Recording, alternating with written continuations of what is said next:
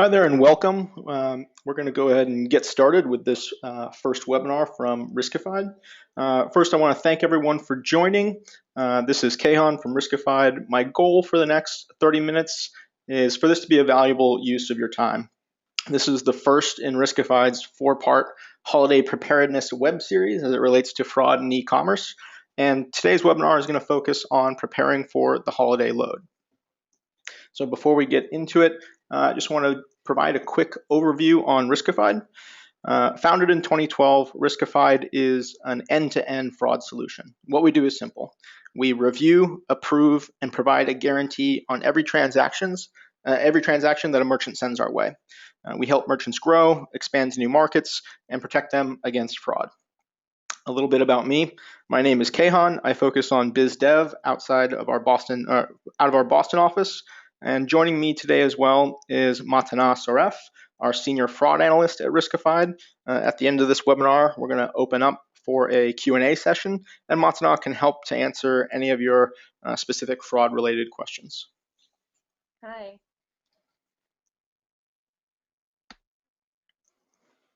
So this infographic helps to tell sort of a high-level explanation of Riskified's review process. On the left, you see merchants submit orders to Riskified for review. Riskified instantly analyzes these orders using multiple technologies, including machine learning, to provide the merchant with an approve or decline decision on each order. Our API communicates with the merchant's backend system to increase automation, while our web app serves as a front-end interface for the merchant to see details, stats, order information, all that kind of good stuff. This system was built to approve high-risk orders. This is what allows Riskified to guarantee an increase in approval rate over a merchant's previous approval rate. All approved orders are covered by our 100% chargeback guarantee in case of fraud. So merchants are only charged on approved orders, so it's a pay-per-performance system. This fraud review is quick and frictionless. It provides customers with a better experience and allows merchants to focus efforts on growing their business. So what kind of merchants does Riskified work with? We work with several different merchants across several different verticals in e-commerce. Electronic brands such as Leica and electronic marketplaces, digital goods merchants such as giftcards.com, gift card merchants being heavily targeted by fraudsters, fashion brands and fashion marketplaces like Essence and Farfetch, sports and lifestyle brands such as Burton and Quicksilver, and ticketing and travel. So our application is pretty broad in the e-commerce space. So specifically, getting back to the content of the webinar, our agenda for this webinar, we're going to dive in, and this webinar is really going to be focusing on ensuring that your fraud management team can handle the load during the holidays. We're going to talk about managing new staff, preparing those staff in anticipation of the load, and then, of course, best practices during the holidays. So let's take a better look at the holidays to see what we're going to be dealing with. So the holiday shopping season is really crammed into a single month. Retailers are trying to expand this time by launching holiday sales earlier, extending hours, but we still see most of the holiday load, transaction load, in this roughly 1 month timeline with large spikes on Black Friday, Cyber Monday, right? Nothing particularly new here, but let's go ahead and dive a little bit deeper into that transaction volume. And this actually represents transaction data from the 2014 holiday season. This is orders that Riskified was reviewing on behalf of merchants during that period. And so this green line represents approved orders. You see in November and December, in general, transaction volume is higher than in September, October, and the glaring obvious spikes being Black Friday, Cyber Monday. These are all things that merchants anticipate when they're talking about increased holiday load. This red line represents fraud declines. And the interesting thing to note here is although there is a spike in holiday order volume, fraud remains somewhat steady, right? When you think about this in terms of actual behavior, you have a large customer base that are trying to do their holiday shopping, whereas fraudsters are still operating as normal. So this really defines a major opportunity for retailers, right? There's going to be a ton of customers trying to make a ton of transactions, and you want to maximize revenue but still protect yourself from fraud. So let's take a closer look at some of the challenges in making sure you're capturing this revenue. Sudden spikes in volume. You saw this in the other previous slide as relation to Cyber Monday, Black Friday. Heightened stress, not just from employees, but also customers, right? The holidays are a stressful time. Increased time sensitivity. Everybody wants to get that package, that product ready and under the Christmas tree in time. And you're also going to be dealing with new and maybe underexperienced team members who are brought on to help handle the increased holiday load. So when we take these challenges into account, in order to make sure that you're planning for your needed capacity, hiring staff, setting up optimization guidelines for the business, and thinking about best practices to put in place during this holiday load. So the first thing that we're going to talk about is managing new staff, right? Merchants often hire new staff or even borrow staff from other departments, such as customer support, to help manage the holiday load. So whichever route you choose, hire new staff or borrow staff, you need to select good fit candidates. Have a plan in mind when it comes to training and ensure that your new staff is ready. So who are you going to hire? And some of the practices that we use here at Riskified when we're thinking about this is looking at specific criteria. In these hires, we look for 3 critical skills that you want candidates to bring with them and bring to the table. So these include an ability to distill large data and see what's relevant, intuition balanced with communication skills, and ability to ID patterns and trends. In general, these are candidates with a strong analytical skills, and they're going to make a strong addition to your team. So once you acquire these talented individuals, you need to enroll them into some sort of training program, right? It takes several weeks to get a manual review professional up to speed. And one thing that we recommend is taking the first couple of weeks is just Fraud 101. This includes order review, getting them up to speed on your company's practices and protocols. And then the next chunk of 4 weeks, order practice. It's really important to actually provide historical transactions, giving the new employee understanding of fraud techniques, ways in which fraudsters might attack or present themselves. And then it takes about anywhere from 6 to 12 months for them to have a proficient mastery of fraud. And during this time, you're going to be doing things like reviewing efficiency, assigning individual research tasks as it relates to fraud to specific team members, and building in increased automation into your process. So you've created this training program. Was it successful, right? Before you actually set these fraud review analysts live and put them in front of real orders, you want to make sure that the training was successful. So 2 things you want to test for are knowledge, and you can do that through simple written exams, check for comprehension, as well as proficiency. You have a ton of historical data and historical orders. You can give analysts chunks of 100 orders at a time. You're already going to know the decisions on these orders, if their chargebacks were issued to orders that were misidentified, and test for accuracy, test for speed. You're going to want to start prepping the team and understanding how each one of your members responded to the training. So you have your new hires, you've trained them on fraud, you tested them. Now, what steps can you take to prepare the whole team to prepare for that increase in holiday load? The first thing you're going to need to understand is what capacity do you have right now? How many people, whether they're experienced or inexperienced beginners, do you need to have on each shift in order to cover that anticipated holiday load? You want to avoid having large manual review wait times. You want to be able to assign specific roles and responsibilities to senior members, like higher order value orders. And how is your team going to make decisions? Is your team aligned and cohesive on how orders are being decided? And then create and define performance metrics. You want to be able to measure where you are now and measure where you go throughout the holiday season with some goal in mind. So the first thing that we talked about, calculating team capacity. You have junior experienced, and hopefully master level fraud analysts on your team, people with a lot more experience. You need to quantify this capacity. You want to ensure each staff member or each shift has the right staff member and staff member combination of skills and capacities. So you're not building that large manual review queue wait time. You want to be able to handle orders in a timely manner to reduce customer friction. So look at that historical data, come up with average capacities per person, and make sure you're planning in advance. In addition, you want to create guidelines that are both going to protect your business from fraud, but more importantly, maximize revenue and create efficiencies.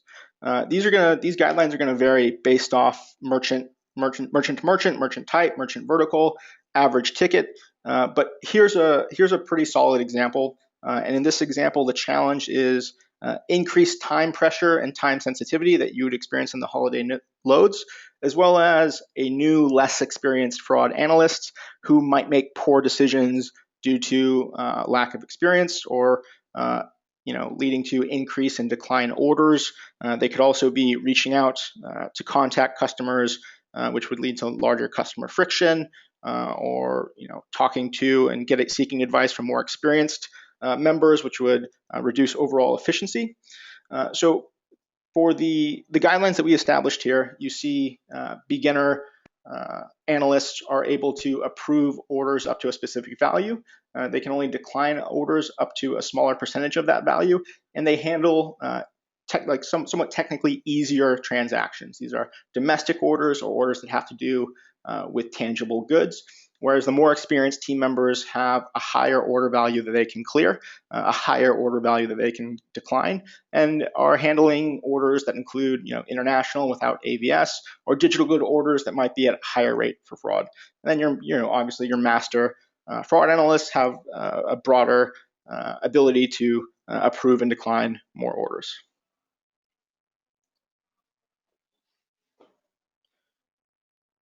So if you have, if you're lucky and you have these very experienced fraud members on your team, you want to be able to really capitalize on that experience.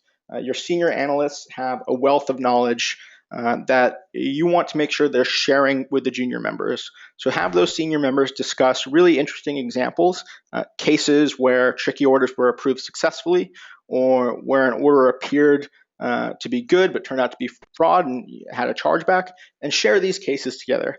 The idea here is you're letting the junior members benefit from the knowledge of the senior members, benefit from their experience. Defining performance goals is going to be different for different merchants. I've mentioned several times that your overall strategy here should be to focus on preventing fraud while turning away the least amount of good customers. So quantify these goals in order to track performance across the team.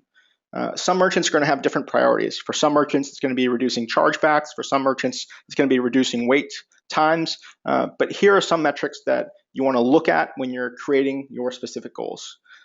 So for manual review, what % of the transactions that are coming in are actually getting routed to manual review?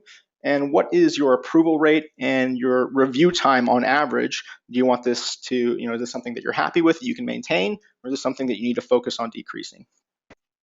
And we can talk more about, and we actually will talk more about that in future webinars. Declines. What is your decline rate? On average, 66% of declines are actually good transactions that could be approved. So is your decline rate too high? One thing you can do is check your decline rate versus customer complaints regarding canceled order to get a better understanding of where you stand in your decline rate and if you have a large percentage of false declines. And also critical chargeback rate. How many chargebacks are you experiencing that orders that were auto approved versus orders that came through manual review? You want to make sure that your manual review team is adding value and operating efficiently. So understand that this is going to be different for different merchants. Some merchants are going to have different priorities, but you want to take all these factors into account when defining your goals. So the third step that we're going to be talking about is best practices actually during the holiday season. We talked about anticipating load and preparing the team, but what are you going to do actually, during the month and a half of that increased holiday volume? And it's not only going to help you for 2015, but it's also designed to help you prepare for the next holiday, 2016 and beyond. So real-time tracking. You've defined your goals. Don't let those goals live in a vacuum. Share these goals with your team, right? Whether you're using morning stand-ups or end-of-day wrap-up emails, make sure you're communicating effectively within your team and communicate effectively between your teams, right? So communicate between teams regularly. You might need to sync your manual review team with your marketing team, right? Does the review team need to prepare for a marketing campaign such as free overnight shipping that might change customer behavior during purchase, or targeting a specific item that's going to drive a spike in order volume? Make sure other departments are aware if there's a large backlog in manual review and there's a large wait time for orders. All this is going to help reduce any negative customer experience that you could potentially have during the holiday season. So recording challenges and insights. You may have your head down dealing with the holiday load and maybe experience increased stress during the holidays. It's important to take notes on issues, day-to-day challenges, trends that you're seeing, and have your team take similar notes, jotting down their ideas, potential solutions, and share these ideas within your team. It's important because it's not just going to help identify trends that you can solve right now. It's going to help when you're planning for the holiday load for 2016. Things that you may have forgot or may have not been recorded, it's going to be difficult to apply that for next year. Remember, unexpected issues are going to arise. It's the holidays. It's going to be stressful. It's going to be challenging. Despite your best efforts, something negative might happen. So keep a positive outlook. Keep the team motivated. Expect for these negative issues to arise, but it's going to be your job and your role to steer the ship. So create an environment where their team is willing to lend help to each other and solve these unexpected roadmaps and hurdles. So some of our golden takeaways, sort of to wrap things up. Capacity is critical. What's your current manual review capacity? Does it need to increase? And how are you going to take the steps in order to increase it? Assigning responsibility to individual members. This helps build in efficiency into your manual review by properly utilizing your experienced and senior members. Share best practices amongst team members. Get the benefit of your senior members' experience and determine goals. Determine performance goals that are important to your business and share these goals, report them regularly so that everyone's up to date and aligned. Make sure that your manual review team members know where to focus their efforts. So we have 3 more webinars to prevent in this bootcamp series. On the 12th, it's automating the fraud review process. Automation is the best way to lighten the load on your manual review team. And then on the 19th, driving sales while stopping fraud. Our 4th webinar is actually going to be determined with the help of your input. Everyone received a survey asking them what types of issues they're having with fraud. And so we're going to take those surveys and we're going to create content based off of what you want to hear. So please send those back to us. We anticipate looking forward to them and creating content specifically off what you guys need to hear. So if you want to learn more about Riskified or continue the conversation, you can always reach out to me. My email is here. Again, I have Matana on the line, and we wanted to open this up to handle any questions that you may have. So if you have a question, you should be able to enter it via the GoToWebinar dashboard portal. I have a couple here that we can talk about. Matana, do you want to handle these as I read them off? Yeah, no problem. Okay. So why should fraud management sync with marketing? I think I gave a couple examples, but Matana, do you want to talk about that more specifically? Yeah, I know from our standpoint, it's really good to know when a sale is coming down the pipeline. You know what kind of discount codes to look for as a positive indicator. if the sale was published somewhere specific. For example, one of our merchants is sometimes published in Chinese websites, so suddenly you have this huge influx of orders from China, which is very scary initially, but if you know that sale is coming ahead of time, you're ready for it and you know what you're looking for, and in fact, a Chinese customer is a positive indicator. Another question here. What if I don't have several weeks for training? Matana, what are some techniques that you can recommend to help speed up the training process? So the most important thing is to show them what your fraud looks like. You expect most of the orders to be good, but you want them to see the red flags and spot them and identify them very quickly. And so the most important thing here is the level 1 that we spoke about, showing them old orders, showing them what your risky products are, and showing them the common negative patterns that you see in your orders. Nice. Another question here. What can we do to keep review times short without reducing approval rates? So one of the biggest issues we see with our merchants is they let orders sit and get stale. The data has kind of a timestamp. A lot of the IPs, you want to know where the person was actually when they're placing the order. They're not, if you want to reach out to them on email, they're not next to their computer maybe more than 10 minutes after the order. So the biggest problem we see is when merchants try to reach out to customers one by one to verify an order. Our biggest solution around that is actually using the data in the order to decide whether or not to approve it. Are they connecting from work? Can you match them to that office? Can you match them to that town on a local directory? Maybe they're missing ABS because they're shipping to a friend's house or a neighbor who collects their mail. There's a lot of different ways an order might look fishy, but it's most important to try to use the data in the order to solve it. Very nice. I don't have any more questions coming through right now. If you have more questions, feel free to email myself. I can get those answered and returned back to you. We look forward to having you on our 3 other webinars coming up this summer in preparing for the holiday load. Thanks everyone so much for your attendance and coming. We hope that this was a valuable use of your time and that you learned something here.